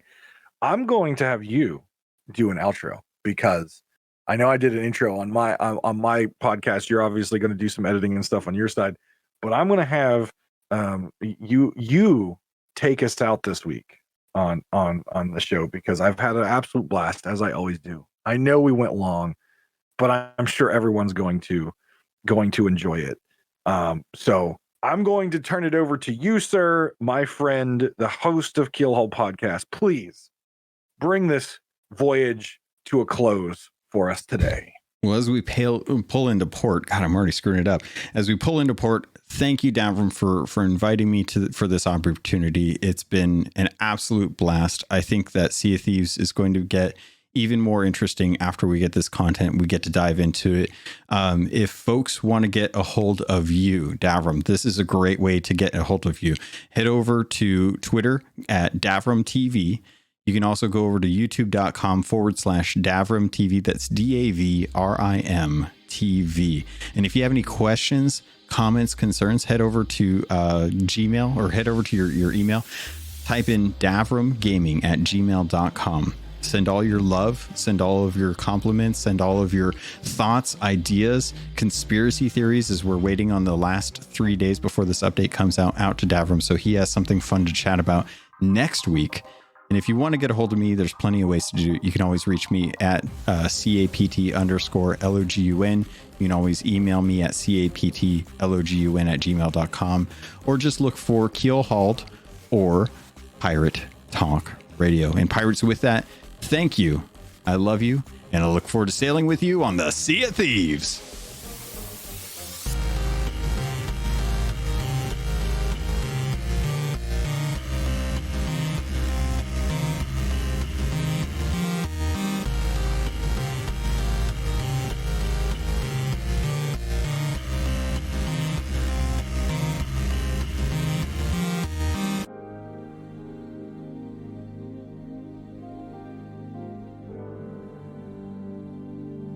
You've been listening to a Robots Radio podcast. Smart shows for interesting people. Check out all the shows at robotsradio.net. Looking for a Fallout audio drama? It's True Vault Escapades. That's right, follow the death-defying adventures of Detective Walter Camry and his Vault Girl Bunny as they solve the wasteland's biggest mysteries. From the dramatic Texas prologue to the high-stakes world of New Vegas, Walter and Bunny risk it all to crack everything from murders, slaver syndicates, and corruption at the highest level in post-nuclear America. True Vault Escapades. It's a Fallout show with a detective twist. Look for True Vault Escapades wherever you get your podcasts. Hey Guardians, we are the Destiny Show Podcast, a weekly podcast about all things Destiny 2. We invite amazing guests from the Destiny community to share their stories and discuss the latest topics from the world of Destiny. Check us out on Apple, Google, Spotify, Stitcher, or live on Twitch every Thursday night at 7 p.m. Eastern, 4 p.m. Pacific. We will see you Starside.